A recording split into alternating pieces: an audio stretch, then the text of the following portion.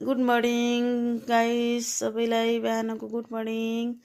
Hello guys, मेरो छोरो बिहान 5 बजे उठ्सिन्छ।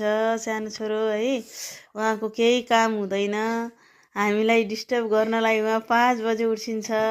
धेरै चकचक गर्छिन्छ है, झगडा गर्छिन्छ, उहाँको काम नभएर बिहान उठ्सिन्छ होला। उहाँ मेरो ठुलो छोरा, उहाँ ठुलो छोरा मेरो 8-9 बजेसम्म उठ्छिन्न है। उहाँलाई जति उठाउँदा पनि उहाँ उठ्छिन्न, उहाँ धेरै अल्छी भइसिन्छ। ल एकछिन हेर्नुहोस् है, म कसरी उठाउँछु है उहाँलाई।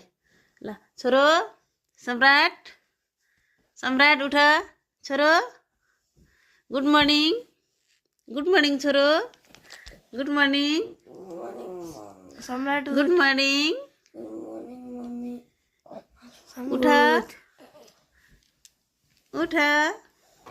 अब मेरो छोरालाई हेर्छला है, गाईहरू उठ्नलाई 1 घन्टा लाग्छ है। 1 घन्टाको सम्म पनि उहाँले यता फर्किनुहुन्छ उता है। रिएक्सन हेर्नु है, कसरी उठ्सिन्छ है।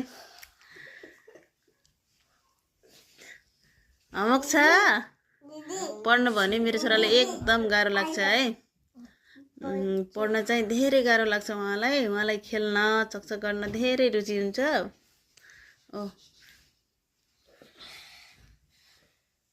कहिल्यै उठ्दाखेरि सानैदेखि उहाँको उठ्दाखेरि कहिल्यै पनि हाँसेर खुसी भएर मेरो छोरो कहिल्यै उठ्दैनन् है।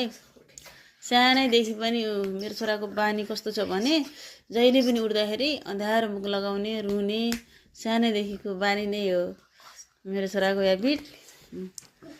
6 बजेदेखि उठाउन सुरु गर्नुपर्छ है गाइस, तर 8 बजेसम्म चाहिँ उठ्छन् है मेरो छोरा।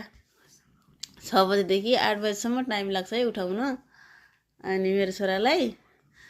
अनि उठ्नु भने यति अल्छी के यो अल्छीले पनि कसरी के गर्नु होला गाइस। हजुरहरू केही भनिदिनुहुन्छ कि?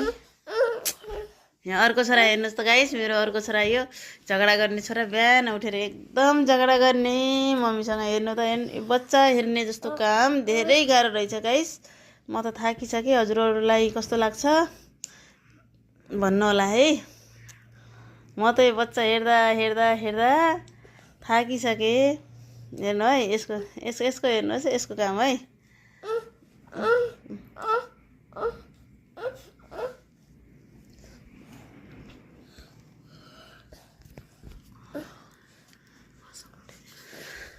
असम हेर्नु है, अब फेरि सुत्छ है ऊ हेर्नु।